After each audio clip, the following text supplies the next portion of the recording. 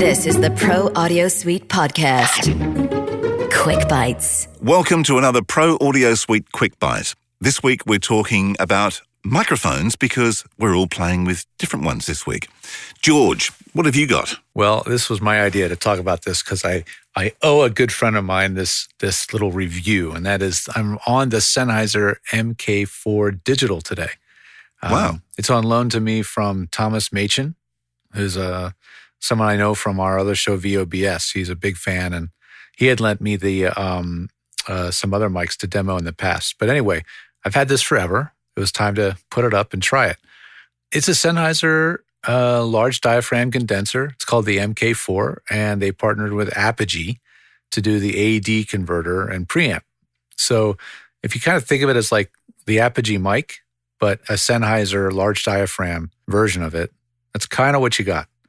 And I'm just sitting in my living room right now, very comfortable on the sofa with the mic about, 6 inches away, no pop filter, and sounds pretty good. Now, I have to take your word for it because it has no headphone monitoring. And that to me is the real downside of this mic. It's a USB mic, and it's not a cheap one. It's about $400 US. And it just has that one proprietary Apogee cable that goes to your computer or your iPhone. And that's it. So I don't like that feature. I wish it had the headphone jack. If you monitor through your workstation, the driver has some latency Definitely. to it? Yeah. I mean, if you've got a really good machine with really low latency, you might be able to monitor with low latency. Like I'm in Twisted Wave, I could go here and turn on playthrough. On the iOS version of their software, they have a driver called Maestro. It actually lets you control the latency. So there's an ultra low, low, and normal. So it's, I guess, probably usable. But, in the context I'm using it, you can't monitor yourself. So I did some playback tests earlier. It definitely is clean, very low noise, very good sounding mic. So if you just want a really great sounding mic you can plug and play, that's this mic. But forget monitoring it. Not an easy way to do that. Yeah, that's a drag. But it does sound good. Yeah, it does sound good. What are you on, Robert? Well, right now I'm on a 41.6. Got to get it right, Yeah. But then I do have a KSM 44 from Hometown Shure, and it's in my hand actually, and I've been really kind of digging these mics for a while. I think they kind of give you a lot of value for the price. Like it's still like a good $500 mic. I even see people trying to sell them for $1,000, but very quiet, good sounding, and seems to be not talked about a lot. That's the 44 you said? The 44, which is the multi-pattern. They've sold is a crap. Out of production? I don't know that it is or it isn't out of. I assume it's still in production. They've sold a lot of like 27s and 32s, which are the cardioid versions and more the I like the 32. Yeah, this is. It has a nice, dark, smooth sound to it. I could plug it in if you guys want. So is the 44 like a multi-pattern in 32? Yes, it's a multi-pattern with a pad and 3 roll-offs. And has kind of the 32 does, has this kind of nice Art Deco look to it, I think. Yeah, the design's cool, and I love the smooth top end of the 32. I've been putting them up in front of women's voices now for a long time. I think they sound really complimentary with women's voices. Yeah. Yeah, it's been one that I've been digging, and I just don't see a lot of people talking about them, and I kind of thought, like, why not? I think the problem with Shure is, they're a massive company promoting 1 million products to 10 different markets, and they're just, sometimes the PR department or marketing just forgets to push certain mics, Sure. But that one is definitely a great quality product. Let's try this for a second. I'm going to guesstimate where the diaphragm is in the 416. So let's see. The cat is around the corner. All right. Now, everyone, this is going to be loud. Everyone just pull your headphones off. You ready? Yep. All right. Am I there? Yeah. And the cat is around the corner. And to me, that's a good bit smoother and darker than the 416 here. It has a slight bit more low end and a little bit smoother, less bright top end. Yeah, it's a very smooth mic. Here, let me switch back because I'm holding this thing in my hand. 1 second. And don't do that at home. Yeah, definitely don't do that at home. But yeah, it's interesting. But I'm talking about smoother mics for female voices. As you know, Rode have sent us some stuff. Well, yours is in transit. I got a couple of mics arrive here. One I've used on my daughter for her voice work, having like a teenage female voice. I set up the NTG3, which doesn't work for my voice at all.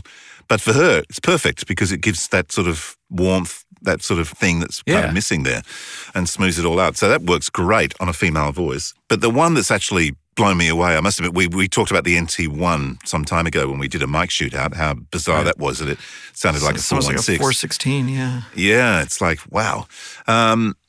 This mic is the NTG5, which is the new one. I did a mix of this microphone with a 416. I've sent it off to a few people, including you guys, to have a listen to. And what I did was cut between half a line or a line here and a line there, swapping from mic to mic. The only difference was I had to lift the level of the 416 because it was about 3 dB quieter. There's bass difference too. I know I sent you those files where there were 3 mics I did together. Yes. But when I did the cut together, everyone I've sent it to can't pick the edits. In fact, it got to the point where 2 days later, I couldn't remember where I did the edits either. So you need markers in Twisted Wave. Yes, exactly. But I literally could not hear the difference.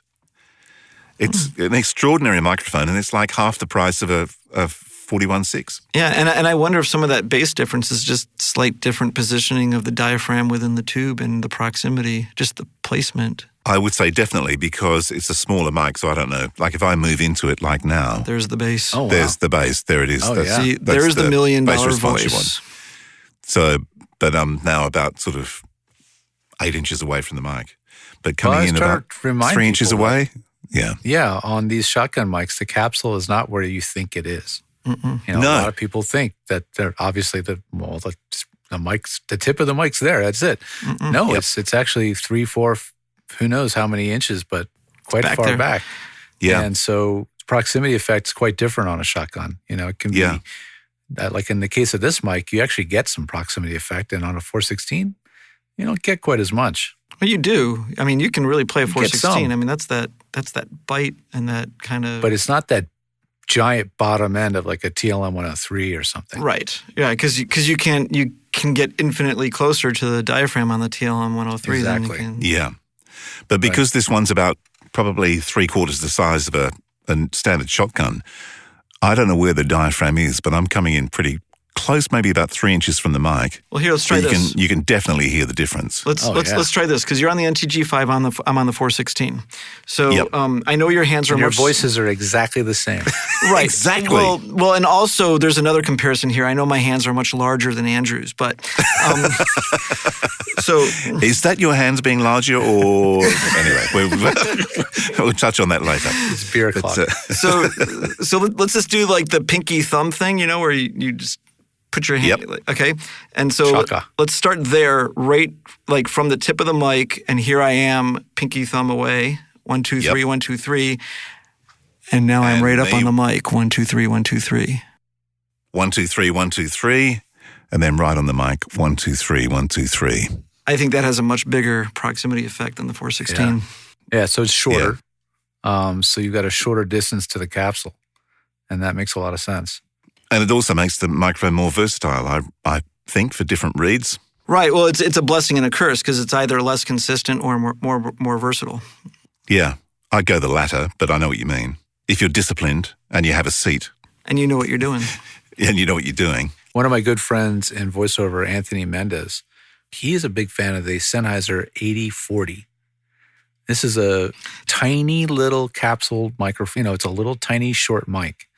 And 8040. It sounds amazing, but because of its size, it takes a lot of discipline to use it properly. You know, it's extremely easy to pop it, and it's very sensitive, but it's essentially the next generation of the 416, the 80 series. They have the 80, 40, 50, 60. What's the 8000? They make a large diaphragm.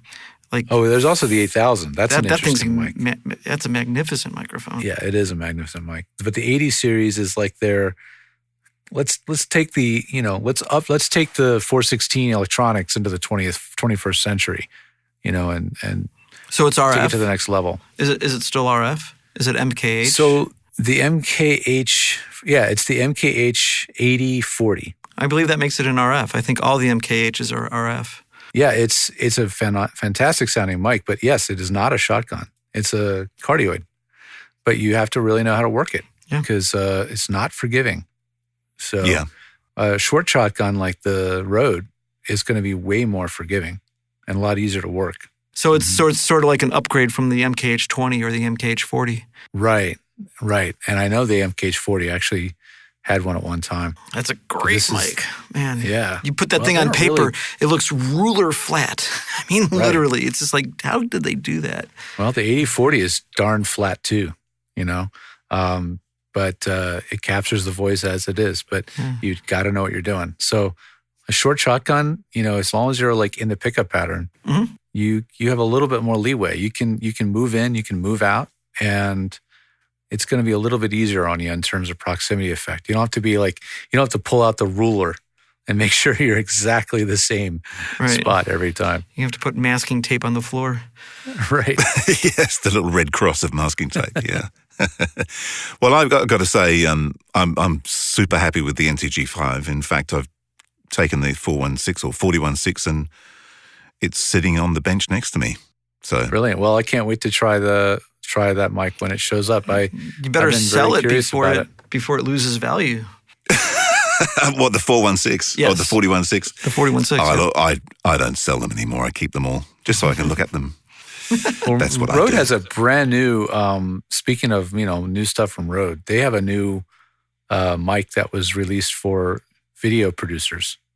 And what makes it really, really interesting is that it both works as a mic that you can plug into a video camera with the TRS cable. It also will plug into a phone with a TRRS cable. And it has a USB jack that charges it, and it's a USB mic. Wow. So it does all, and since they made it USB rechargeable, I guess they figured, well, let's just throw an AD converter inside that little puppy and make it a USB mic. It was probably on the same chip. They didn't even have a choice. Maybe, I don't know. But I just saw some reviews for it on YouTube. It's a really interesting little mic. So I'm wondering if the NTG5 is related in any way or if it's a completely different mic. Because they have so many mics. They do. Their wireless system is insane too. The Go mic. Have you seen the wireless Go mic? $200 digital wireless system. It's amazing. This show was mixed by Voodoo Sound. Edit by Andrew Peters. Using Source Connect Now and Rode microphones. With technical support from George the Tech Whittam. Don't forget to subscribe and like us.